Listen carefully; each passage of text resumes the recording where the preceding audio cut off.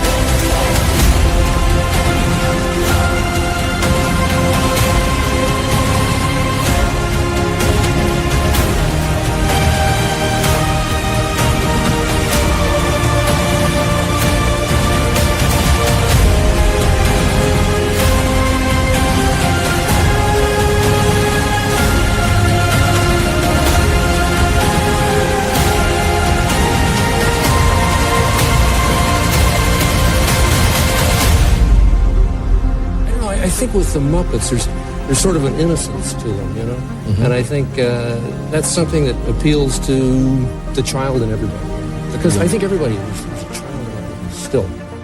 Well, we all want to build a time machine, Doc. So when you enter Disneyland, you're entering a time machine. I only hope that we never lose sight of one thing, that it was all started by a mouse.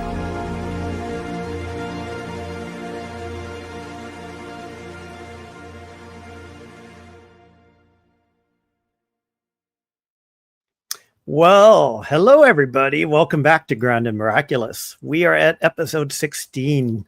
Can you imagine? 16 episodes, and it's been such a ball. And we have a big one tonight to talk about. Horizons. It's such a beloved attraction to so many people. But before we get into the good stuff, I want to say a few things. First and foremost, thanks for being patient while we took a little hiatus last week. I had some work stuff to attend to, but it all went well. And I just want to call out, the last 2 weeks have been very difficult for lots of different people.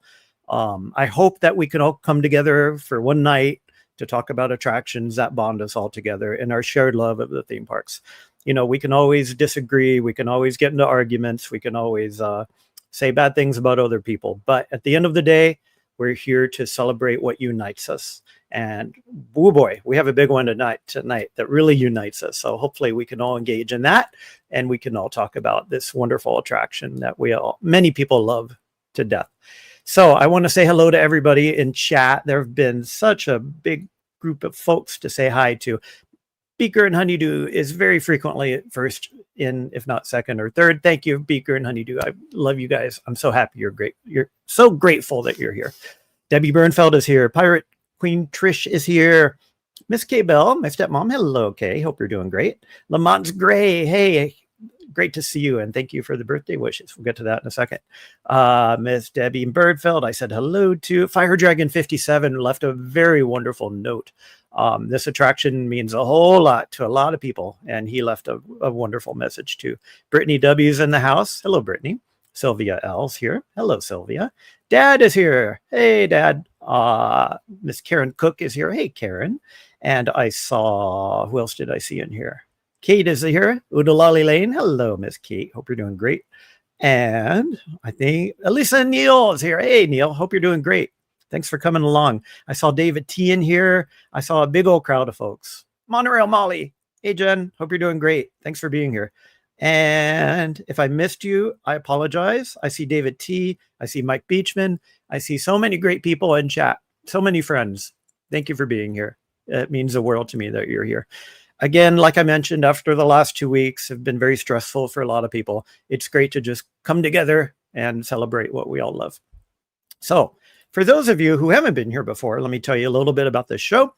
What we're doing here is that we're unveiling the magic behind theme park attractions. We are at episode 16. It's hard to believe. But what we are doing here is that we're exploring their creators, their immersive worlds, and the moments that keep us coming back. Most especially with your voice shaping the journey. Like I say every time, this is not just me spouting off for an hour. This is a communal journey. And our intent here is to explore these attractions together. As usual, I have a little bit of trivia to entertain you all. So Horizons is the episode we're talking about tonight. Horizons was not the original title. Do you know what the original title was during its concept phase? If you think you know it, throw it in chat. We'll talk about it later. And of course, I'd encourage you to share your memories of this amazing attraction. This attraction means so much to so many people. As usual, I'd like to encourage you to come to our website, grandmiraculous.com. Again, there's no and, just grandmiraculous.com. Tonight's entry code is NOVA, N-O-V-A. And you can evaluate the attraction just like I do. And we can all see what comes up at the end of the day. So again, thanks for everybody for being here. Let's get into it because this is an amazing attraction to talk about. So episode 16, Horizons. So a lot of people have either been on this ride and have had such heartfelt memories of this attraction. Some people don't remember it at all. So what I'd like to do tonight is, as we talk about the attraction, to show you a little bit of video footage to either refresh your memory or to tell you a little bit about why this attraction meant so much to so many people. As usual, I assert that evaluating theme park attractions is very subjective. So what I'm trying to do is to tear these attractions apart along 3 axes: immersion, storytelling, and delight. So far, it's worked pretty well. I've always left it open whether we need a 4th or a 5th pillar, but so far, so good. I represent these pillars via radar plots. So you can go to our website, grandmiraculous.com, and you can take a look at these different attractions on these different axes. The more that the blue fills the triangle, the better off we are, and the higher the score. So again, this is not a monologue, despite appearances. I'm not here to spout off for 60 minutes. I'd really encourage you to go to the website. Please contribute your voice. Use the code NOVA, and contribute your vote, and we'll see where we end up next week. As usual, I want to call out that we're a proud member of the Disney Streamer Network. If you haven't been involved or haven't seen their website, it's a fantastic initiative. Long story short, it's a way to stitch together all these different amazing YouTube creators online so that viewers can have a cohesive experience watching all of this wonderful content. And I'm very proud to be part of that content. So you can go to their website and you can see Grand and Miraculous listed there, as well as a number of other wonderful channels. So please go support them. Also, please go support Lake Buena Vista Historical Society. This is a very important week for them because I talk about this every episode, but they're having their next Retro Magic event this coming weekend. This is Retro Magic 10, and they've been doing this for 10 years. I'm sorry, not the 10th initiative. It's the 10 years of Retro Magic. Anyway, long story short, they're going to have another wonderful show this weekend. I'll be in attendance. I'm looking forward to seeing all kinds of old friends. And I'd encourage you, if you're not going this year, definitely to go to the next instance. It's definitely worth the time. So if you like what I'm doing, no need to super chat me or anybody. I want you to go support these folks. Go support Lake Buena Vista Historical Society. They're definitely worth it. And speaking of dedications, I would like to do something a little bit unusual tonight. I would like to dedicate this episode to someone. And that special someone is our friends at Resort TV 1, Josh and Jenna. So I would like to dedicate this episode of Horizons to them. In case you don't know, their channel needs no introduction. They're probably arguably the most famous YouTube Disney channel online. And I know that Horizons is very near and dear to Josh's heart, to Jenna's heart. So I definitely want to take this opportunity to acknowledge the magic that they bring to so many people, thousands and thousands of people every single week. So if you're listening, Josh, I know you're busy streaming tonight, but if you're listening, I want to take my hat off to you. And this episode is for you. So thank you again for all that you do. Okay, let's talk about the attraction a bit. So I'm a little bit hesitant. This is an attraction that's loved to death by so many people. And it's hard to know where to begin with this attraction because of all the intense memories that it brings to play. But I hope you'll forgive any defects in my presentation. I hope that I'm presenting something a little bit unique and something that will get you to think about this attraction a little bit differently. By the way, before I get into it, I want to pop into chat and say hi to folks. Mr. Pete McDevitt is in the house. Hey, Pete, hope you're doing great. Thanks for being here.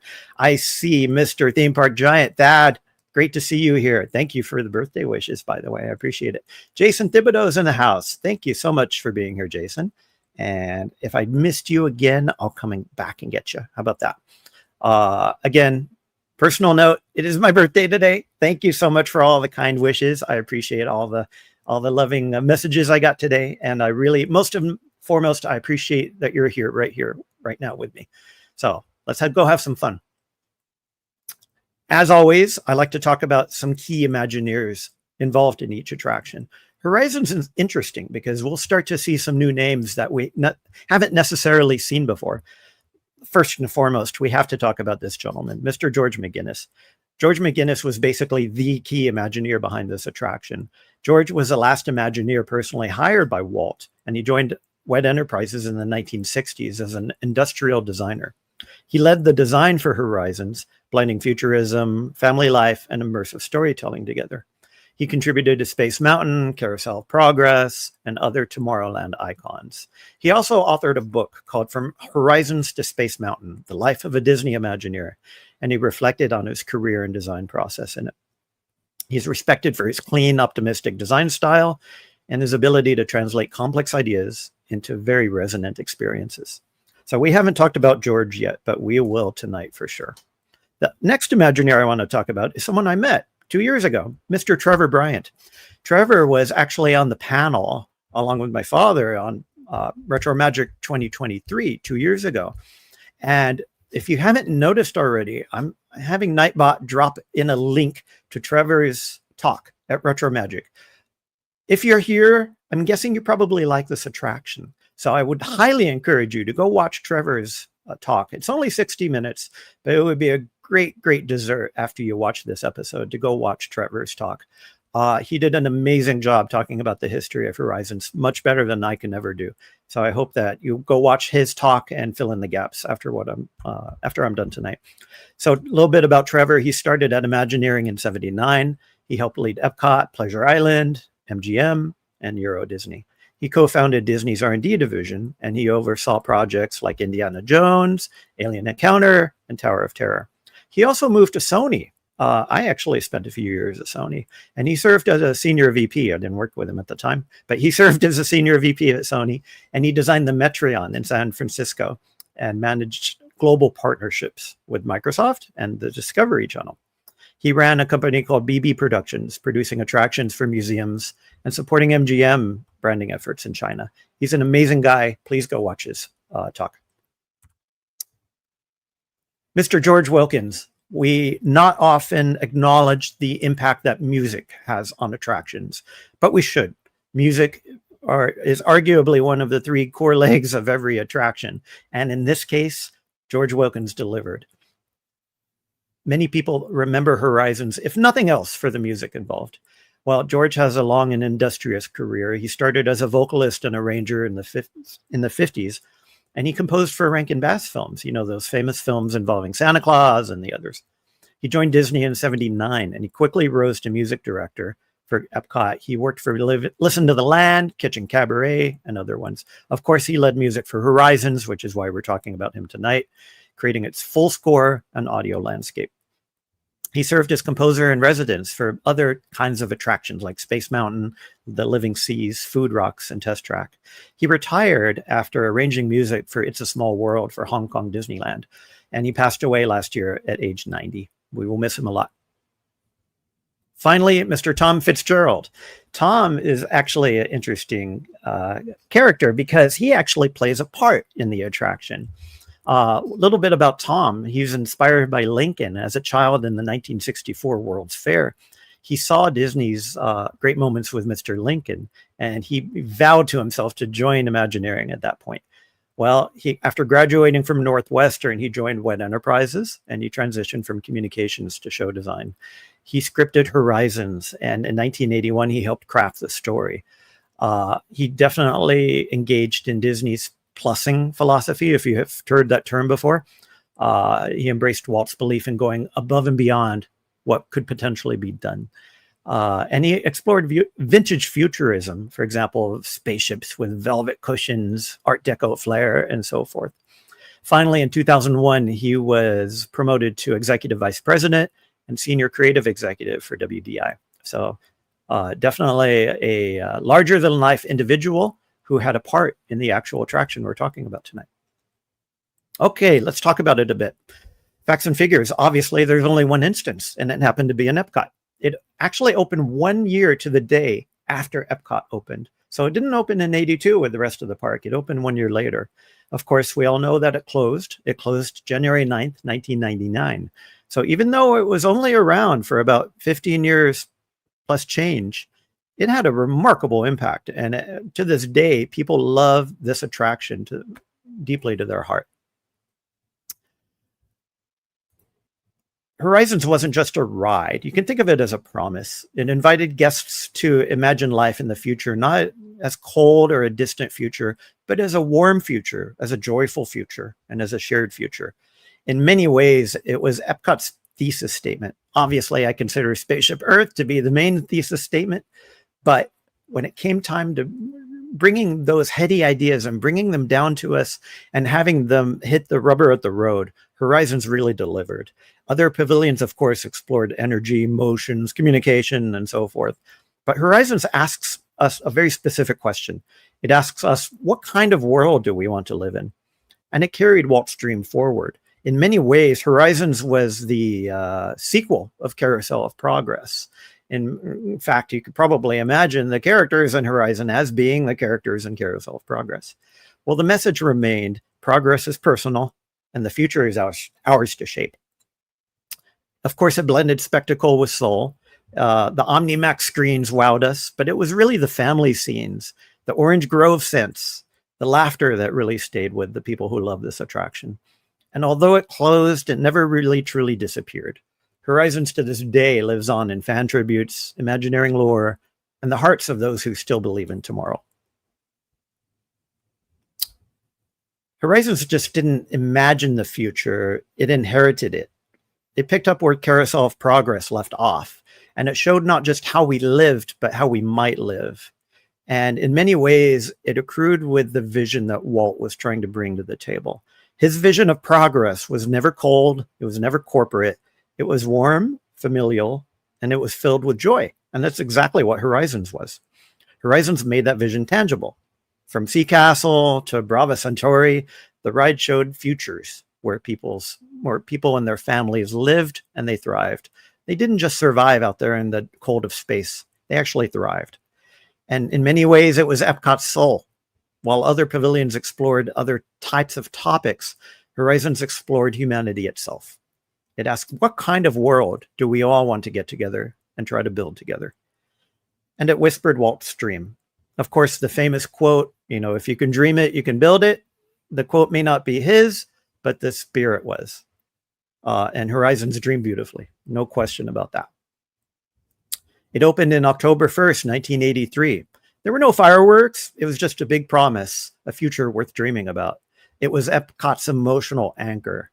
Other pavilions dazzled with science, with energy, with life, with the living seas. Horizons' offering wasn't any of those. It was soul. It was the idea of what kind of future we can come together and build. Of course, like many other attractions, it had a corporate sponsor, and that was GE. Much like the Carousel of Progress, GE pitched in, and they were core contributors to this attraction. But the focus wasn't just on gadgets. It was on how people live, love, and grow in future worlds. The ride system itself was revolutionary. It basically consisted of suspended omnimovers that glided through different sets and screens, and it blended film and physical space like never before. When you went on Horizons, you felt something deeper. From the Orange Grove scent to the family scenes, It became more than a ride. It really became a memory for so many folks. Horizons was Epcot's heartbeat.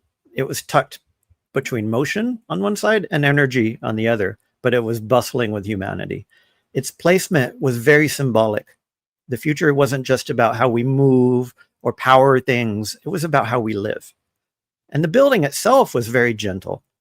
It was basically a gem, a diamond sitting right there in Future World. And it contrasted against neighboring pavilions quite a bit. And it didn't intimidate people. It really invited you into it. Of course, I talked about the ride system. The suspended omnimovers glided above the floor, and it worked really well. The layout itself told a story too. From past visions to future homes, the ride unfolded like a book. Each chapter told a new possibility. GE signage wasn't there just to sell products. It was really there to sell hope. A better tomorrow, powered by imagination. So we have to talk a little bit about why this attraction mattered so much. Like I mentioned, in many ways, it was the soul of Epcot itself. It didn't just show us the future. It asked us to feel it, to imagine ourselves in it. It was about people. It wasn't about astronauts or famous inventors that the normal park guest might never hope to achieve their heights. But it was about people like us. It was about families. It was about teachers, gardeners, and dreamers. The future belonged to everybody, and that was the message. And it really connected the dots. Their energy, motion, communication. Obviously, these topics were explored, and they were explored well in other pavilions. But Horizons showed us how they all came together, and they shaped our daily life. And it was gentle. It wasn't flashy. It wasn't a thrill ride. There weren't fast scenes in it. There were no loud effects. It was a quiet ride through possibility. And that's why it mattered. Horizons said the future is beautiful, and you belong in it. Before we get into the actual details, I want to pop into chat and say hi to some folks. Miss Bitritz is here. Hello. How you doing? See who else is here. I think that is it for now. If I miss you, I will come back. So let's talk about the attraction itself a bit. The first scene that you see in it, and I'll start showing some video too. The first scene began with a wink and a whisper. The prologue wasn't just a history lesson. It was a love letter to imagination. And we saw the dreams of yesterday, rocket packs, dirigibles, moon colonies, and they were all rendered with warmth. And it really honored these dreamers. Of course, you see Jules Verne was the very first character that you see in this attraction. And that was intentional. These people weren't mocked. They were celebrated. And this was, in many ways, the emotional runway. Before we get into tomorrow, we have to take a look back to see what we came up with and what the future of yesterday looked like.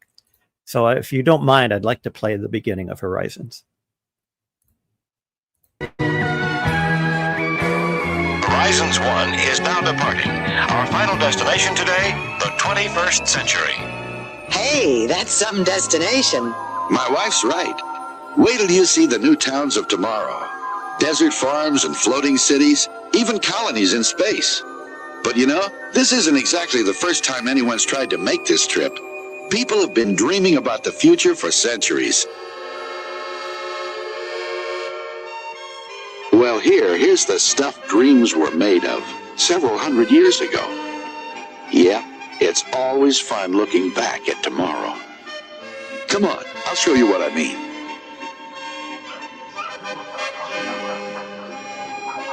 There's the grand old man himself, Jules Verne. This is the way a moonshot looked to him back in the late 1800s. Old Uncle Jules may not have had all the answers, but he had the right idea. He was just a little ahead of his time.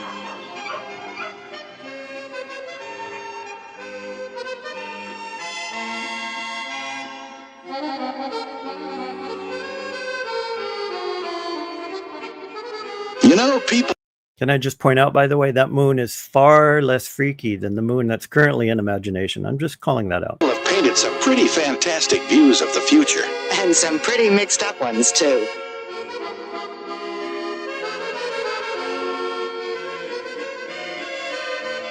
I want to point out something really quickly here.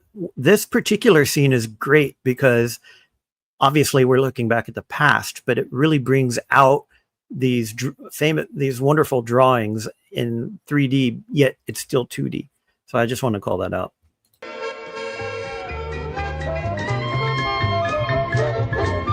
Easy living. It's always been just around the corner.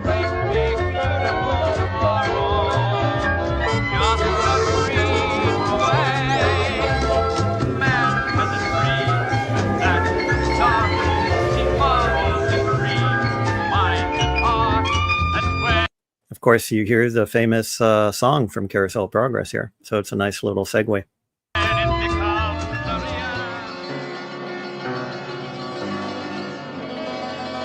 Say, we're just in time for the matinee. Yeah, looking back at tomorrow through the movies of yesteryear.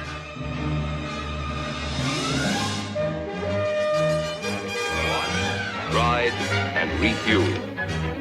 As Father chooses the route in advance on a push-button selector, electronics take over complete control.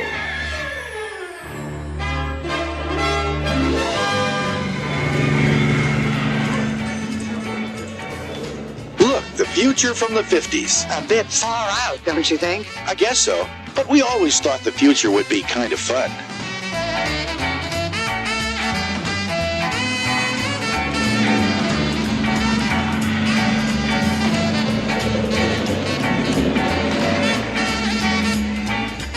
By the way, in Trevor's Retro Magic talk, he talks about, how they were trying to save costs and so forth. These were essentially just a bunch of bent pipe with blacklight on them. That was it. But yeah, it conveyed a really, really acute sense of what the past future looked like.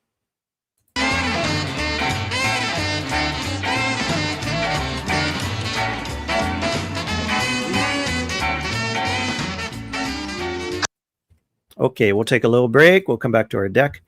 Now we get to talk about the Omnimax screens. So these were two giant domes that existed in the infrastructure of the attraction. Horizons didn't show you the future at this point. It really launched you into it. These were kind of giant portals introducing you to some of the concepts that lie ahead. For example, you didn't just watch the shuttle launch, you really felt it. Those of you who remember the Omnimax part of this attraction, when that shuttle launched, you felt it in your bones. The transitions were seamless. One moment you were in a film and the next you were in a set, and it never felt jarring. And, we can look back and we can laugh a little bit about some of the detail. Maybe some of the graphics are a little bit ancient, but it really worked. And especially the shuttle launch itself, it was phenomenal. Horizons didn't just innovate and invited you to dream. And so let's take a look at some of those Omnimax. People have always dreamed of the future.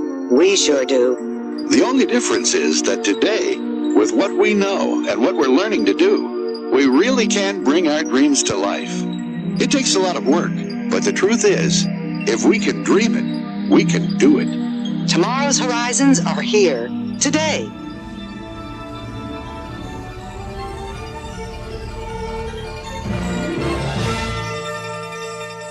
The cityscape, a living tribute to our richest resource, people. Here's a new kind of cityscape, the microprocessor, an entire computer on a tiny silicon chip. Crystals, inspired by nature, now engineered by man for an ever-growing role in microelectronics.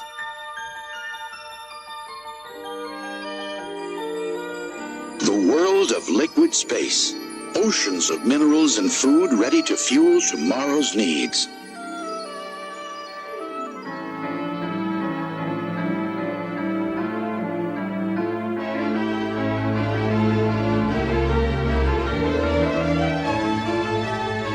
The DNA chain, life's molecular blueprint.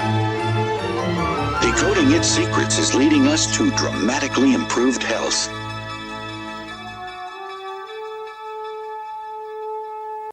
By the way, I want to point out not just the visuals, but the music is really intense. So when you go back and you watch that video, pay attention to the music. I think that really helped people really make memories of this attraction. I want to show you some pictures too. This is what the interior of the building looked like while they were under construction. So you can kind of get a sense of the scale of some of these Omnimax screens. They were enormous, many, many, many stories tall. And here's another picture as they built the actual screen itself. This is a skeleton behind the screen. And just by looking at the people there, you can get a sense of how big this thing was. By the way, I've neglected to mention the video I'm showing comes straight from Lake Buena Vista Historical Society. It's actually called Horizons Revisited. And they put a lot of time and effort into restoring it, into doing AI upscaling, to convert it from a fish islands to a non-fish islands. They did a great job. So I want to take my hat off to them. At this point, we start getting into the family scenes. And like I mentioned, it didn't just imagine the future. It made it feel like home. These weren't sterile labs or dystopian cities. These were places filled with laughter, learning, and love.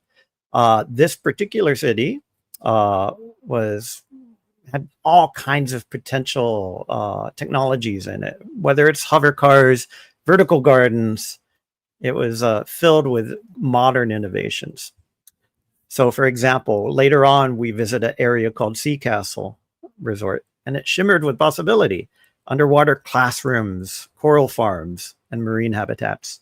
Later on, we went out to space. We went to Brava Centauri, and it reached for the stars. Space colony where families rotated or floated in 0G. They rotated too. They grew food in orbit, and they gazed at Earth with wonder.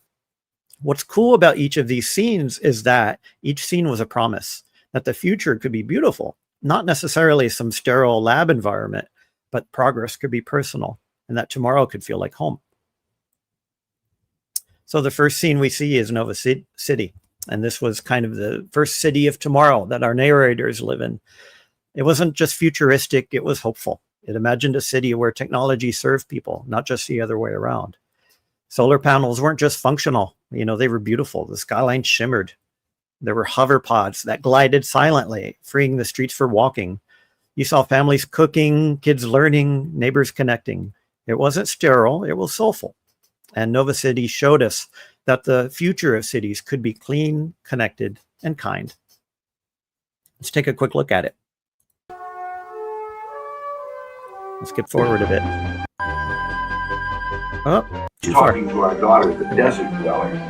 That little girl and her husband are in farming. Like music? My wife there is a good ear for music. That's our daughter she's talking to. She's not I got to point out too that that actual image on the TV was an actual hologram, not in reality, but that was the impression it gave. It certainly sold it for me as a kid. And this is just a variation of Pepper's Ghost, the same effect you see in Haunted Mansion, but brought to the future.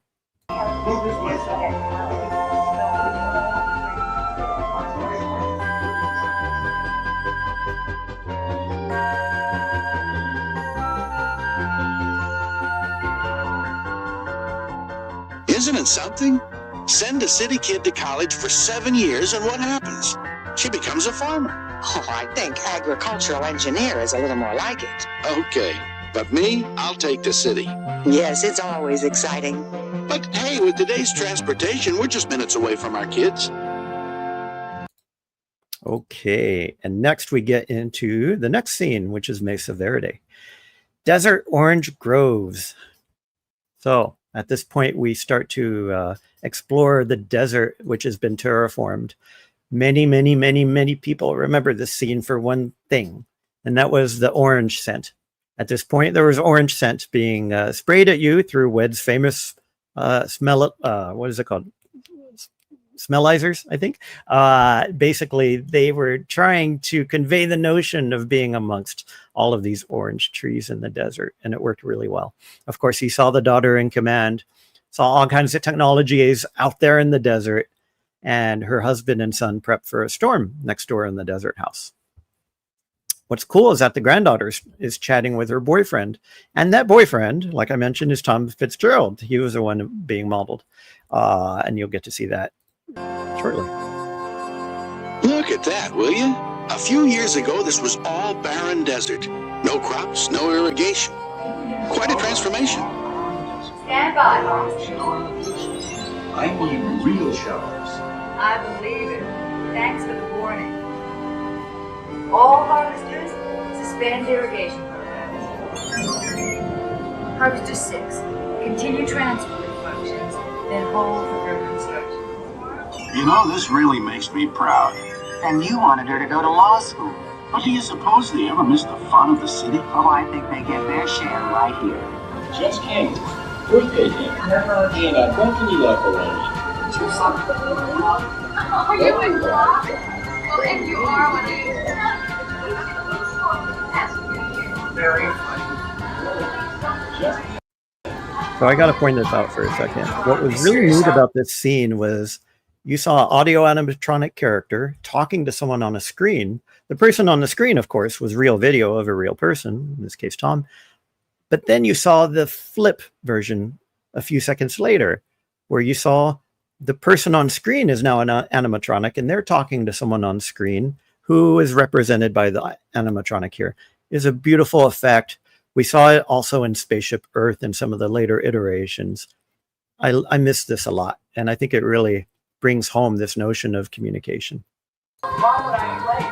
You're always late. Always late? I mean, you gotta be kidding. I'm a very punctual guy. Oh, now who's kidding? Shouldn't your granddaughter be studying instead of flirting with that beach boy? He is not a beach boy. He's studying marine biology there. So that Beach Boy name kind of stuck on Mr. Fitzgerald. Many people called him Beach Boy over the years, or Sub Boy, or so forth. Obviously, he exceeded that notion, and he became a wonderful executive at Disney. Let me go back to the deck for a second. And next, we move into Sea Castle Resort. This is Life Beneath the Waves. So it was basically a scene that was intended to be underwater, much like Living Seas was. It glowed with blues and greens, and it invited everybody into this undersea world. The nice thing about this scene is that it showed us not conquering the ocean, but living within it, using its resources gently and wisely. Children, for example, played near coral gardens, and parents worked in labs. It was a home and not necessarily a base or a sterile lab. For example, Sea Castle reminded us that the future isn't just about innovation. It's about integration with the environment that we live in. Let's take a look. City. You better be. I'll be there. And there's the animatronic of Tom. It's famously called Tom 2 was the name of that animatronic. Yeah, I know about those laser locks of yours. No, you might just check that. It's judgment. You must use good judgment. And what else must you do, Scott? Swim safely, follow your diving rules, and never horse around while diving. Never. Don't even see horse around. Okay, class. You gotta have the dad jokes too. Don't see horse around. Floating cities, they're amazing. I mean, whole new industries have developed in them and under them. Mariculture, all sorts of marine mining, fuels, energy. And fun. Remember fun? Serious. Well, so am I. Floating cities have opened up new ways for people to enjoy their lives, as well as their work.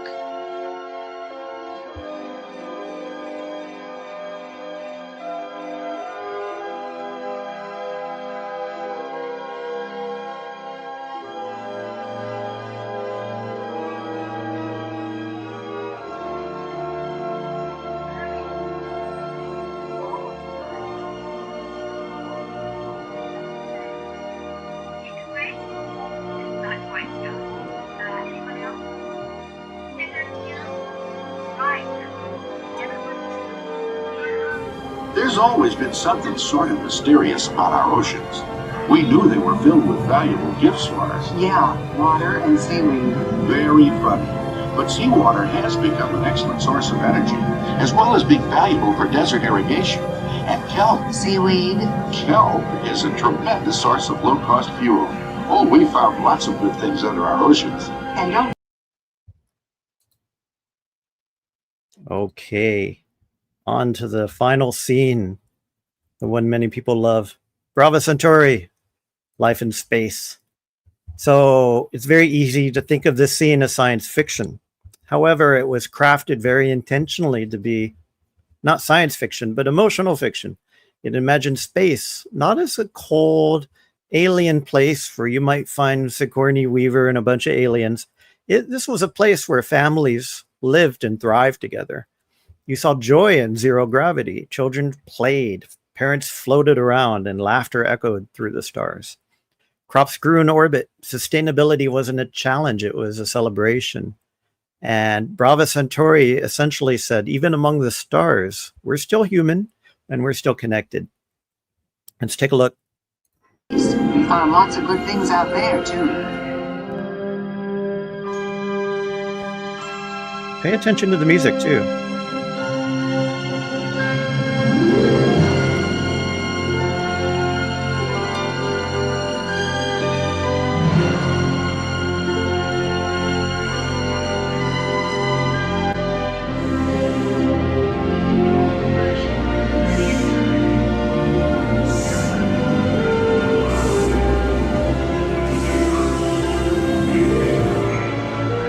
These space colonies are out of this world. Let's take a quick look around.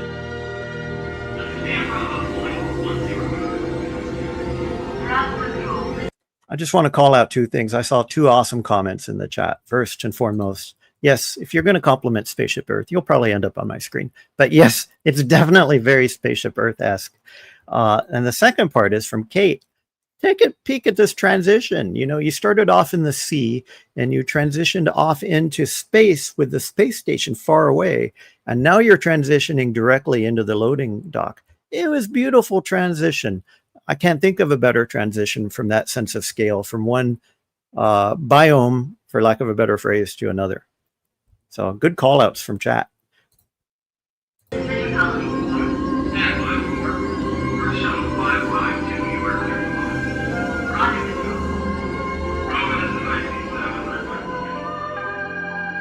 Now there's the new frontier. Our son and his family wouldn't live anywhere else. Hey, maybe you and I ought to move up here. Oh, what a wonderful idea.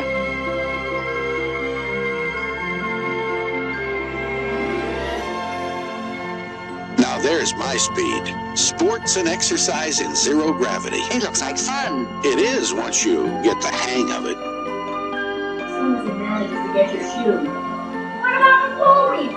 That's pretty easy. Actions too. Napoleon 5. Hey, Mom! Mom! What is it, Mom? Look, Mom, I'm flying. I'm a choo-chop. Oh, now that's really lovely. Practical, too. Just think, materials from space for all kinds of industries back on Earth. And that's... Uh-oh. We gotta run. Time for our grandson's party? We'll catch up to you later. I need to call out a couple things in that scene. First and foremost, the scene with the big road circle with multiple people floating around. There is a teddy bear floating around in that scene. And that teddy bear has a very famous history. If you've watched the Retro Magic Talk that Trevor gave, that teddy bear was originally intended to be Winnie the Pooh. As you can see here up here in this grainy picture here. So they thought nothing of it originally. They thought, oh, wouldn't it be cute if the kid had a Winnie the Pooh? Well, unfortunately, the lawyers put a stop to that. Can't have Winnie the Pooh for branding reasons. So what they did was that they made a few alterations. They added a cape, and they tried to turn it into Zorro the Bear. Trevor and his crew tried to pass this off. Unfortunately, that didn't pass muster either. So finally, it just became a genetic teddy bear floating in space. These are some of the stories that I love about these attractions. But, you know, who knew?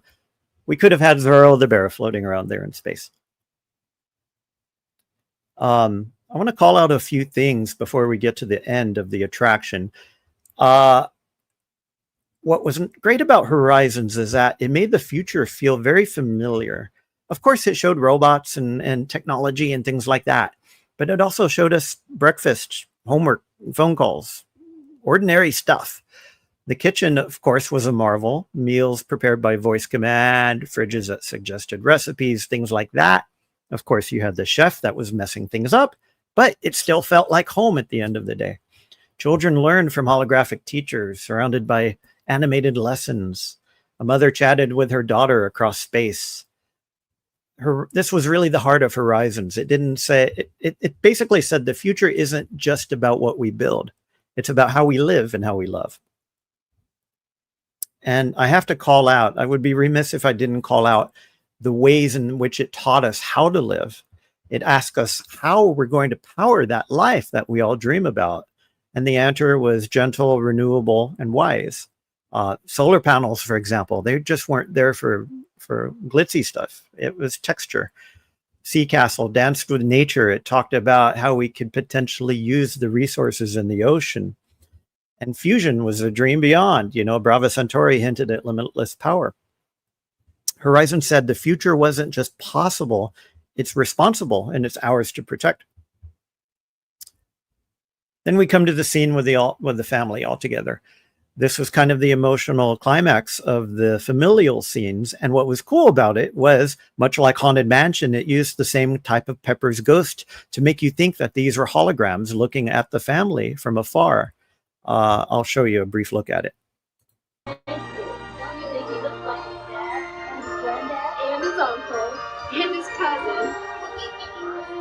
Happy birthday to you. Happy birthday to you. Happy birthday.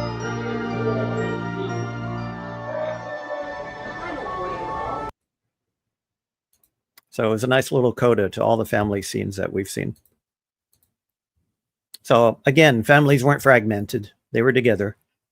And it basically told you no matter what we're going to get to, we're going to have that family core unit together tight. And that was the emotional core of this attraction. And that's one reason that I'll assert that this attraction meant so much to so many people. It wasn't about the technology. It wasn't about the futurism, although I love that stuff. It was really about the family thriving in these futures. Now we get to the most innovative part of this attraction, and the part most attraction designers fear the most, and that's an interactive ending. So Horizon was the first Disney attraction to invite you to choose the ending of the attraction. So basically what happened was that the panel in front of you that was completely black until this point lit up with 3 different options. And it gave you an option of a space ending, a desert ending, or an undersea ending. What was cool was that there were 4 of these in the cab. So you didn't have to just let mom or dad pick. Each person got a vote and majority won. So for example, if 3 people picked desert, desert's the ending that you got. Now it wasn't a 3D fully fleshed out set ending. It was a projection, and little flaps rose up and showed you the ending that you chose. Whether it's in space, you got to race through space and things like that. So it wasn't necessarily the technology of the representation of the ending wasn't the thing. What I want to call out is the groundbreaking notion of having guests choose the ending of the attraction.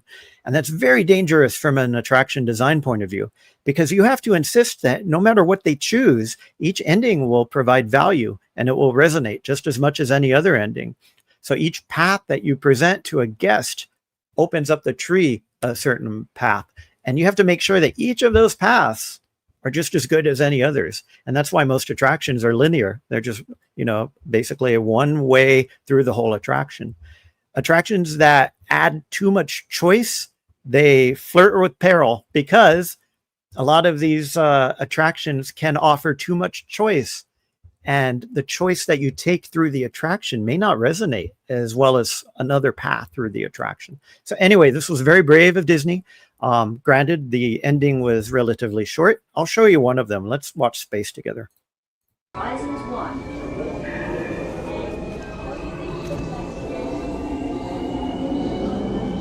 Attention please. Horizons 1 Earth Shuttle now available for boarding at Gate 22. Final boarding call for Horizons 1.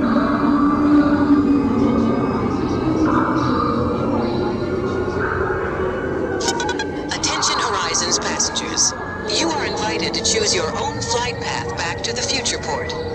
Please look down at the lighted panels in front of you. Press one of the 3 ride choices: space, desert, or undersea. Everyone can choose. Majority rules. All passengers, make your selections now.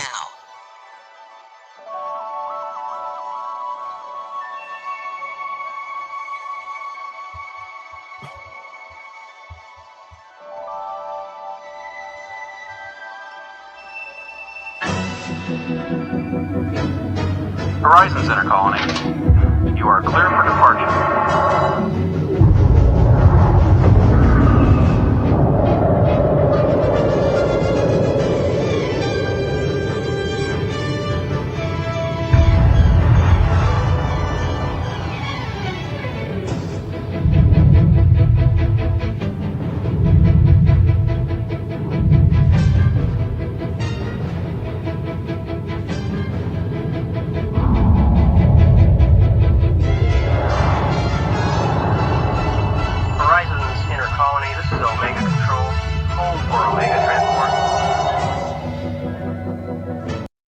So again, that the graphics by today's standards weren't great. It was a little cheesy. It was short. It wasn't necessarily a grand sprawling 3D set. But what was cool about it was that it was interactive and it encouraged you to come back to the ride to experience the other endings as well. I want to call out too, even this is something often overlooked. Even the exit had grandeur.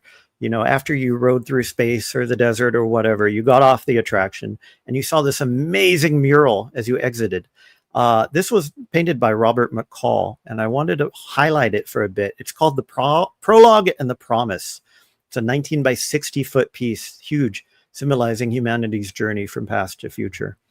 He covered nearly every NASA launch. He worked on 2001 and collaborated with Asimov and other people.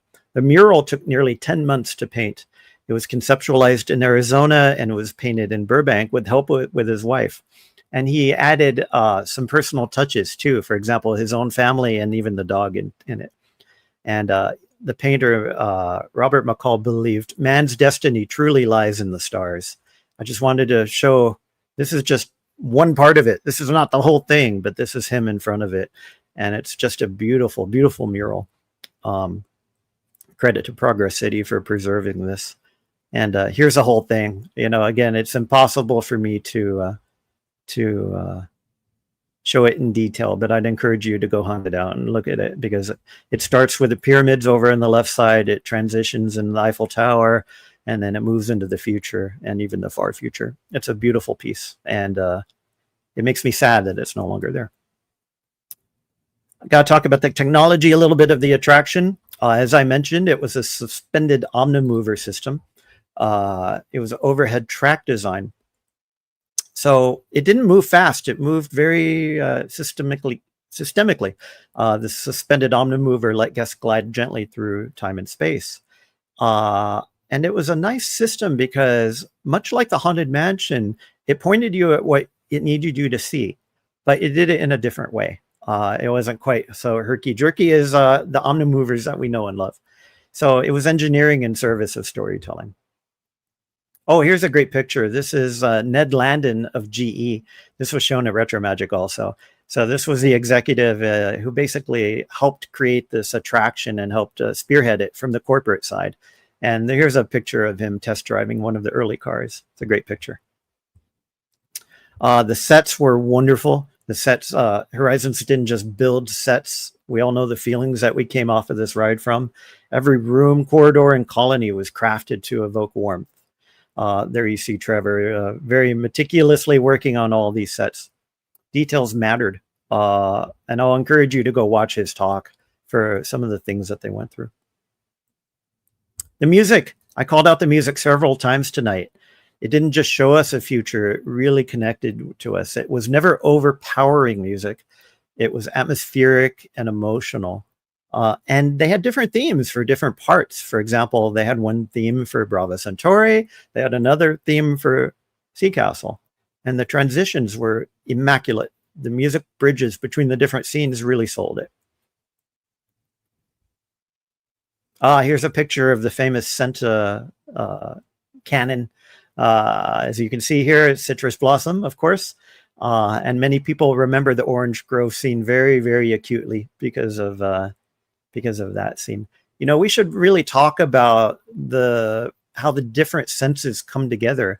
I know this is something my father and my grandfather feel passionately about, is how it's not just about sight, it's not just about sound, but how do we integrate all 5 senses into an immersive environment? You know, we like to rag on the new Journey into Imagination, rightly so, but it kind of touches its finger on that concept, is what happens if we take these 5 senses and we integrate them together? Well, Horizons tried, and it basically brought us the citrus scent in that famous scene. And to this day, it's still cited as one of fans' favorite scenes from this attraction. Ooh, sorry, wrong button. Let's talk a little bit about why this attraction matters. It didn't just entertain, it affirmed.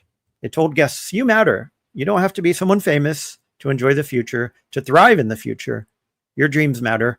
The future is yours to shape. Even after its closure, it lived on in podcasts, fan art, recreations, and nostalgia. Its emotional tone influenced how Disney approached later attractions. And for many, Horizons wasn't just a ride, it was a philosophy. It was a promise. And its promise was, if we can dream it, we can do it. Horizons dreamed beautifully, and it still echoes to this day. This is a picture that hurts me dearly. Of course, it closed in 1999, but you can see it being destroyed here. Now, Horizons didn't just fade away. It was mourned. Its closure wasn't just the end of a ride, and it felt like the end of an era because tributes started flowing in. So many blogs, podcasts, recreations, YouTube videos kept its dream alive. Of course, Mission Space came along, and it brought lots of good thrills, and it was a good attraction, but it didn't quite hit the target as much as Horizons did. Horizons may be gone, but its message remains. The future is beautiful, and we belong in it. Of course, we have the famous quote, if we can dream it, we can do it. This wasn't just a line, it was a legacy for this attraction. Now, there's some talk about whether Walt said it or not, probably not, but it doesn't matter because this phrase captured everything Horizons stood for. It invited belief, not just in technology, but in ourselves, in our capacity to dream, to create, and to connect things. Tom Fitzgerald is said to have written this line, maybe, but the line wasn't just about progress, it was about purpose. So, you know, every dream was pursued, and Horizons echoed it. If we can dream it, we can do it. I mentioned a little bit about the tributes and the fan culture. I don't need to dwell on this. It's still alive to this day. People you watch every week on YouTube have Horizons posters behind them, and they celebrate this attraction for good reason. It really, really resonated with people, and we lost something special when it got torn down. So personally, you know, Horizons, it didn't just imagine tomorrow. It really shaped how we felt about it. Whether you were a child dreaming of space or a parent hoping for peace, Horizons told you that you belong. And in every creative act, every community built, every story told, Horizons echoed. And that's why we remember this attraction, not just for the sets or the music, as good as they were, but the feelings that it left behind. And it's the feelings that people really, truly remember about this attraction. So in closing, Horizons didn't just imagine tomorrow. It helped us shape it. Its message wasn't just passive. It was actually a call to action, that we carry its dream in every story we tell, every community we build, and every choice we make. We choose to belong in a future where no one is left out, where every voice matters. And we choose to dream because Horizons showed us how to dream, and because the future still needs dreamers. As we do, we take a look at each attraction to try to dissect it across these 3 different pillars. And I've got to say, it's really hard to not give it an absolute perfect score, not to bias the room. But I got to ding it just a little bit in the immersive score. What can I say about this attraction? It delivered a cohesive retro-futuristic aesthetic. The Omnimax system was smooth. The scene changes were elegant, and the transitions were great. Ambient soundscapes were fantastic. Of course, the smell-o-vision, like we talked about. Every future scenario was grounded and it felt realistic. It maintained thematic and tonal consistency. It had a few unexpected moments. And it featured visual effects, like the Pepper's Ghost effects, to make you think that you were looking at a real hologram. The only thing that I might ding it on is the queue and pre-show. It was very short, and it basically walked you through kind of a future port, which is fine. Maybe they could have done a slightly better job setting the stage for the show, but that's a very, very minor ding. I give it a very high score of a 9. Storytelling. How can we not give this attraction a 10? It was a very, very cohesive narrative all the way through from start to finish. It was a very emotional arc. It showed past visions of the future to present innovations, and it brought us through speculative futures. The role assignment, you were cast as time travelers and future citizens. And the narrator couple was great because it wasn't a grating voice. It was just two elderly people telling you about the future, which is not something that you would normally think about. Each scene conveyed its story really well through richly detailed sets, animatronics, and so forth. Horizons championed a hopeful, human-centered vision of progress. Horizons was the perfect thematic fit for Epcot. You know, we all love Spaceship Earth. Of course, it's the heart of the theme park. But from a thematic point of view, just like you set a gem into a ring, it was perfectly fit into Future World. It really embodied its mission to explore human potential. And finally, delight. What can I say? I can't go against all the wonderful memories people have about this ride. I got to give it a 10 also in delight. The facade was great from a first impression point of view. It was this enormous gem you walked up to. And it forged a really emotional bond with you as you ride through this attraction. The pacing was gentle, and the attraction maintained emotional momentum, which is really hard to do in an attraction. Many memorable features. It was original. You could choose your own ending, which helped replayability. No problems from accessibility. And it was a relatively decently long ride. It was 15 minutes long, and it offered a generous, unhurried journey. One thing I didn't point out too was the high ride capacity. This thing sucked up people like nobody's business because of the continual Omnimover. So there was very, very rarely a wait to go ride this ride. So on almost all dimensions, it almost hit my 10-10-10. Perfect ride. Yet it's still a very high score, probably the highest I've given in the series to date, 9.65. I'd encourage you to go to the website, go to grandmiraculous.com, and please vote yourself. I'd love to hear what you have to say. You can use the keyword NOVA, N-O-V-A. Before I adjourn, I want to pop in and say hi to some folks in chat. I saw some new folks pop in and say hi. Who did I not say hi to? I think I've said hi to everybody. If I missed you, I apologize, but I'm so grateful that all of you are here, and we still have 25 folks in chat.